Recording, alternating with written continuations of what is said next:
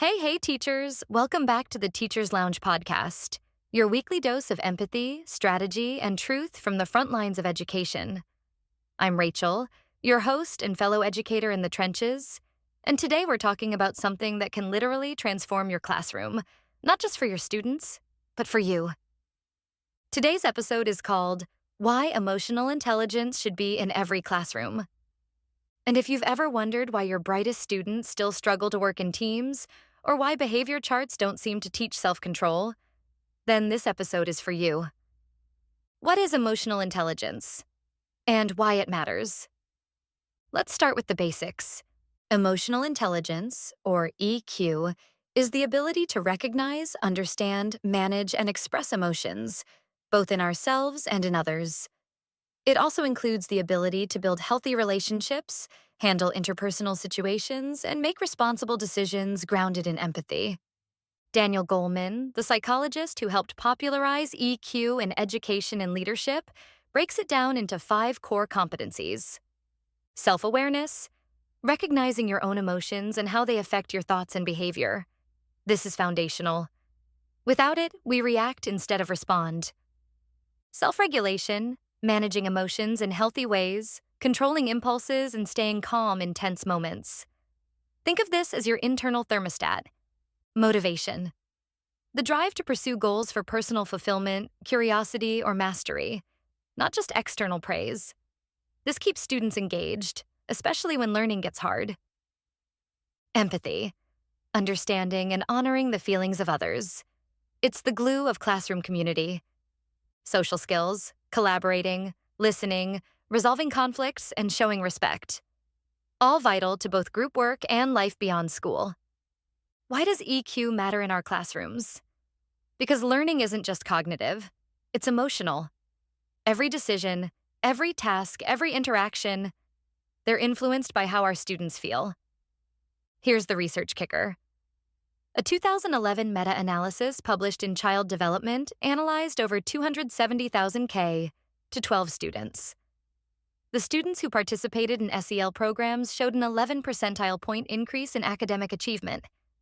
That's nearly a full letter grade difference, achieved through emotional and social skill building. And it doesn't stop there. A 2021 Cassell brief found that students in SEL-focused classrooms had 22% more empathy, 23% improved classroom behavior, and a 42% decrease in emotional distress. According to the World Economic Forum, emotional intelligence is ranked among the top 10 job skills needed for the future. Bottom line, EQ isn't soft. It's strategic. Teaching emotional intelligence is teaching attention, decision-making, resilience, collaboration. Everything a learner needs to thrive. I had a student. Let's call him Kevin. Kevin wasn't failing tests. He wasn't getting in fights. But he constantly interrupted others, didn't know how to take turns, would panic if he didn't get his way. His problem wasn't intellectual. It was emotional. When we started using language like, name what you're feeling, or take a breath before you speak, something shifted. We stopped just correcting behavior and started coaching emotional skills. By the end of the year, Kevin was leading group projects, not derailing them. That's the power of emotional intelligence. We're not just shaping academic minds, we're shaping humans. We teach multiplication, grammar, states of matter, all essential. But what about how to navigate a disagreement? How to apologize with sincerity? How to manage frustration without shutting down? Here's the truth. Academics get derailed when emotions aren't managed. According to a Cassell report, Collaborative for Academic, Social, and Emotional Learning, students in SEL programs show fewer behavior issues, increased positive peer interactions, better attitudes towards school, and improved emotional resilience. That's not just good for students. It's a game changer for classroom culture. Let's zoom in on some of the everyday ways we can cultivate emotional intelligence in our classrooms without needing a new curriculum or another meeting. Morning check-ins. Start the day with a simple but powerful question. How are you feeling today? You can use emotion cards, feeling thermometers, or color-coded systems. like red for overwhelmed, yellow for meh, and green for ready to learn. This small gesture builds emotional literacy and sets the tone for connection. It tells students, "You matter. I see you. You're more than just a name on a seating chart." Teachers who use mood check-ins often report fewer behavioral disruptions because students feel emotionally acknowledged from the start of the day. Emotion wheels or charts. Let's be real. Most students don't have the vocabulary for what they're actually feeling. Mad could mean embarrassed. Bored might mean anxious. That's where an emotion wheel comes in. Developed by psychologist Dr. Robert Plutchik, these tools help students identify nuanced emotions like disappointed, rejected, nervous, or hopeful. When students can name their emotion, they're less likely to act it out and more likely to learn how to manage it. Ask students, "Can you find your feeling on the wheel?" instead of, "Why are you acting like that?" That shift alone reduces power struggles and builds trust. Calm down corners. This isn't a punishment zone. It's a self-regulation station. Stock it with tools like fidget items, breathing cards, reflection sheets, or soft lighting. Students who feel overwhelmed can choose to go there before things escalate. It gives them ownership of their emotions. According to a 2020 study in the Journal of School Psychology, classrooms that offered emotion regulation spaces saw a 38% drop in behavioral referrals over the year. Restorative circles. Let's rethink discipline. Instead of sending a student out, bring them in, into conversation, accountability, and community. Restorative circles are structured but heartfelt dialogues where students can say what happened, how they felt, how others were impacted, what they need moving forward. It's not about avoiding consequences. It's about creating meaningful ones. When kids feel heard, they take more ownership of their actions. The work of Dr. Sean Ginwright and restorative justice educators who've seen school culture transform, not through stricter rules, but through stronger relationships. Modeling as a teacher.